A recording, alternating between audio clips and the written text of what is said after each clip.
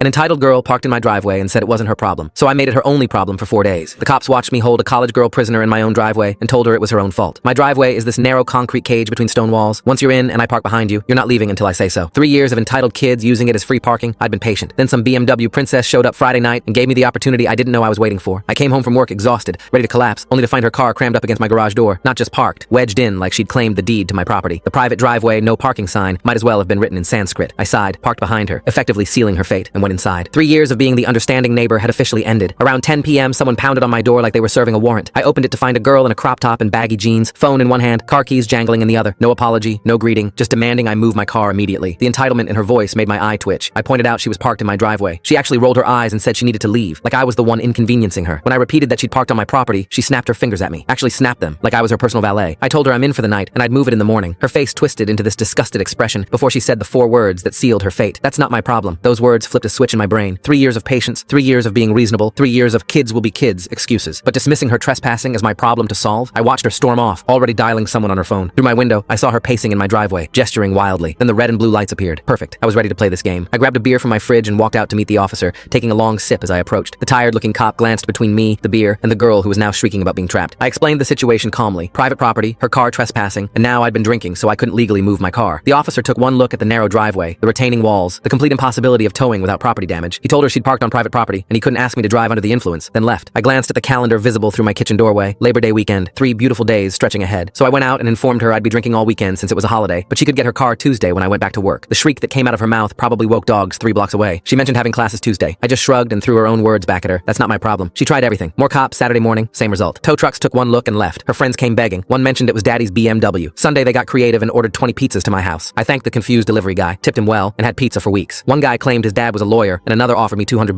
but I just kept sipping my beer, watching the show from my porch like it was Netflix. By Sunday, word had spread through the neighborhood. My elderly neighbor brought me cookies, said it was about time someone taught these kids a lesson. Groups of college kids would walk by like my driveway was a tourist attraction. The girls' friends kept showing up in shifts, like they were running some kind of hostage negotiation. Tuesday morning, 7 a.m., I looked out my window. There she was, sitting on my front steps in wrinkled clothes, looking like she'd been there all night. We made eye contact as I walked out in my work attire. Her eyes lit up with hope. She actually stood up, probably thinking her nightmare was finally ending. Then the car pulled up. I hopped right in my Uber because I wasn't in the mood to drive that day. The look on her face, pure, crushing defeat. No words needed. She knew exactly what I was doing. I'd won without throwing a punch, without yelling, without breaking a single law. Just a long weekend of malicious compliance. That same evening I had a date, first one in months actually, and needed my car for that. So when I got back around midnight, still grinning from what turned out to be the best night I'd had in forever, the BMW was gone. Just tire marks on the concrete and a faint smell of burnt rubber where she must have peeled out. I never found out what happened to her after that and never saw her again. But for the rest of my time in that house, my driveway stayed completely empty. Party nights, football weekends, graduation week, it didn't matter. They still party on my old street every weekend, but that driveway remains untouchable.